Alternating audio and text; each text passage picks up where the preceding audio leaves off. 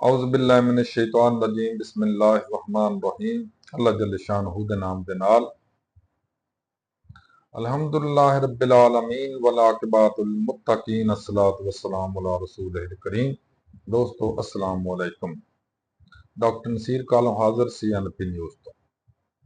दोस्तों किसी मुआशरे दे विच किसी मुल्क दे अंदर कानून दी आइन दी जिहड़ी है पासदारी ਉਹਦੇ ਸਭ ਤੋਂ ਬੜੇ ਜਿਹੜੇ अमल दरामद करने वाले या करवाने वाले होंगे ने वकला होंगे ने वकील हजरात होंगे ने। और अगर वही ना हो देन या वही ना करन या वही ना करना चाहते होन तो फिर तुसी की करोगे।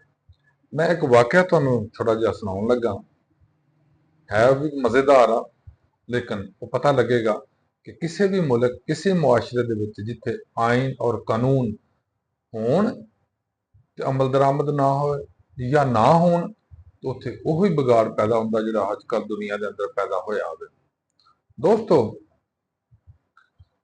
वकीलां दी एक क्लास हो रही सी, यानी जिथे वकील लॉ कर रहे ने या LLB पढ़ते ने। क्लास बैठे सी ते टीचर आए आन के उन्होंने क्लास शुरू करनी सी। एक स्टूडेंट नूं पुछया, उठाया, उन्होंने कहा हाँ भाई तेरा नाम की है। उन्हें कहा जी मेरा नाम फलां। उन्हें कहा चल इत्थों निकल जा क्लास चो, फौरन निकल जा। मतलब एक यंग आदमी की काफ़ी इंसल्ट होंदी आ अगर उन्होंने इस तरह बाकी दे सामने तज़हीक की जाए या उसकी इंसल्ट की जाए या उसकी तुसीं समझो बेइज्जती की जाए या उन्होंने इस तरह का कोई हुक्म भेजा दिता जाए। उन्हें कहा सर मैनू ये दसो मेरा कसूर की है। प्रोफैसर साहब कह तेरा कसूर है जरा भी है या नहीं है तो चल निकलदा हो क्लास चो। खैर ये सी एक पहलू। दूसरा पहलू की सी शागिर्द दी ताबेदारी का। उन्हें कहा जी ठीक है, अगर तुहाडा हुक्म है मैनू बतौर टीचर तो मैं इत्ते अमल दरामद करना, मैं निकल जाना। वो निकल गया।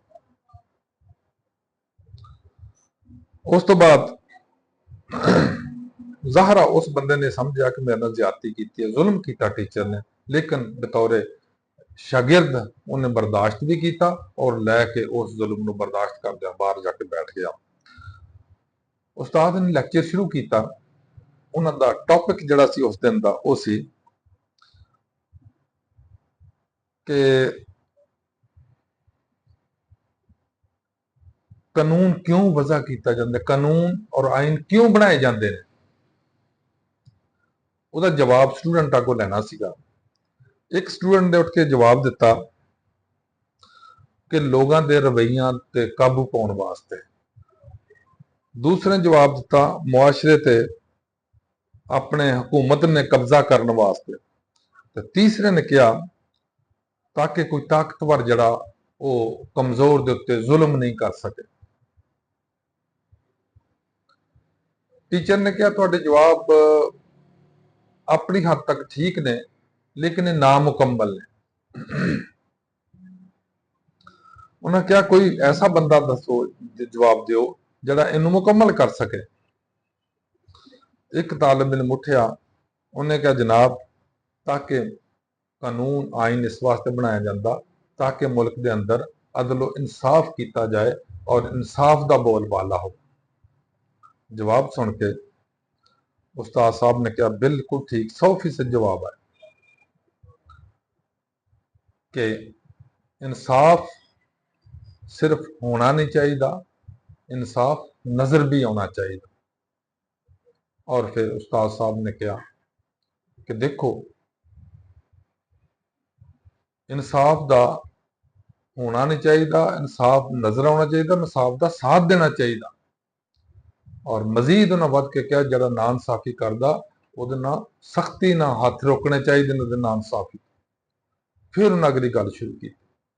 उन्हें कहा कि देखो मैं इस मुंडे नूं जिन्हों बाहर भेजिया ये ज्यादती की या जुल्म किया, गलत किया, नाइंसाफी की कि नहीं की।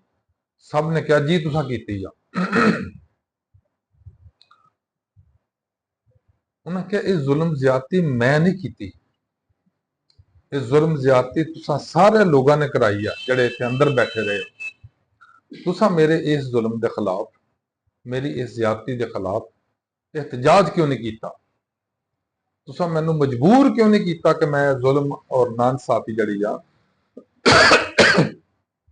ये ना करा? अगर मैं कर चुकिया तो मैं ओदी तलाफी करा, ओदे को माफी मंगा। उन्हें क्या दो कॉन्सैप्ट ने, दो चीज़ां ने, दो तस्वीरां ने या दो रुख ने तस्वीर दे। एक जुल्म करदा वो ज्यादती कर रहा, दूसरा जड़ा जुल्म जिते हो रहा वो नहीं बोलता वो जुल्म कर रहा, ते जिन्हां दे सामने जुल्म हो रहा वो नहीं बोलते वो सब तो बड़ा जुल्म कर रहे। ये कह के उन्होंने ये देखा कि उस मुंडे नूं बुलाओ, उस मुंडे नूं जवान नूं वापस बुलाया गया, उहदे कोल माजरत की। उन्हें कहा यह सिर्फ एक अज का सबक सीगा, मैं तेरे नाल ज्यादती नहीं की, ये सारे नूं सबक देने वास्ते गल कीती सी कि जदों जुल्म किसी नाल होवे ते बाकी लोगों को उस जुल्म का साथ नहीं करना देना चाहिए, उत्थे खामोश भी नहीं रहना चाहिए, बल्कि उसके खिलाफ एहतजाज करना चाहिए। तुसीं देखिया कि कुछ जुल्म, कुछ लोग चंद साल पहले इंडिया के अंदर बड़ा जुल्म किया सी मोदी हुकूमत ने जिमींदारां नाल। हुण जिमींदारां ने इकट्ठ पैदा किया अपने अंदर, उस तो बाद नवी दिल्ली नूं घेर के चारों तरफ रस्ते बंद करके घेर के बैठ गए, और उदों उठे ने उदों जिन्ना वो जुल्म जड़ा जिमींदारां ते कर रहा सी मोदी, उन्हें वापस नहीं लै लिया, उन्हें माफी नहीं मंगी। हुसैना वाजिद बांग्लादेश के अंदर इन्ना जुल्म कर रही सी लोगों के उपर, लेकिन सिर्फ चंद जवान उठे, चंद नौजवान उठे जिन्हों ने ना सिर्फ उन्होंने वोट किया बल्कि वो निजाम का पट्ठा बिठाता, नवा निजाम उत्थे लैके। यही हाल श्रीलंका च होया, यही नेपाल च होया। और चंद दिन पहले तुसीं देख लिया होना कि इस निजाम ना या इस जुल्म ना इस तरह रोकया कश्मीरिया ने।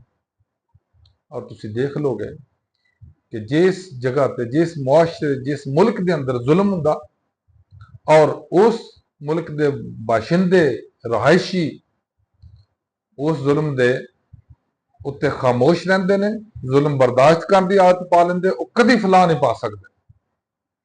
तुसीं अज भी देखो फलस्तीनियां ते जुल्म हो रहा, क्यों हो रहा कि इसराइल नूं ना रोकण वाले वो खुद सी, ना उन्हें खुद रोकया, और ना जिन्ने चार सवेरे मुसलमान रहंदे ने जिहड़े देख रहे सी जुल्म हो रहा तो उन्होंने रोकया।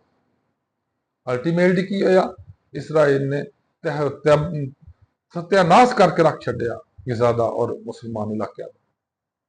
इसे तरह ही तुसीं नाल देख लो कब्जा जिथे कीता सी इंडिया ने, कश्मीर तबाही लाती।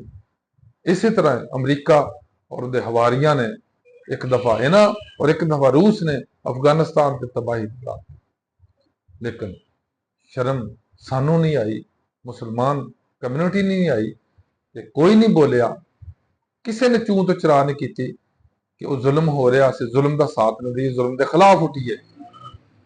आखिरकार अफगान तालिबान ने इस जुल्म का खुद ही तदारक किया, खुद ही खड़े हुए, कोई बारों सपोर्ट नहीं सी, और उन्हें उस जुल्म को खत्म नहीं किया सिर्फ, बल्कि अपनी आज़ादी भी लई और उस तो बाद अपने मुल्क को इस तरह तरक्की दी कि उत्थे फल और सब्जियां और बहुत सारी चीज़ां पाकिस्तान से जांदियां होंदियां सी, हुण वो मुल्क सानू सब्जियां और फल दे रहा। और इंतहाई शर्म की गल है कि इत्थे मैं छोटे छोटे होंदे सां ते पठान अफगानिस्तान दे इत्थे कंधा कच्चियां कंधा बनाउण आउंदे हुंदे सी, वो साडा 100 रुपए जो कमा लेंदे बड़े खुश हुंदे सी, वो 100 रुपए का बोरी भर के उन्होंने नोट मिलते सी, और अज उन्होंने करंसी जी है साढ़े तो 6 गुणा 10 गुणा नीचे आ गई है। और दूसरी शर्म की गल यह असी लोग आटमी ताकत होंदे आया असी ठूठा लैके कासा लैके मंगण वाला बर्तन लैके थां थां फिरन लए ने, और साडा अगे वजीर आजम फिरदा सी कल्ला, हुण वजीर आजम ने नाल होर भी ला रहे ने जिन्होंने बिल्कुल नहीं सी करना चाहिए, वह भी जाके मंगते हैं। अल्लाह हाफिज, अस्सलाम वालेकुम।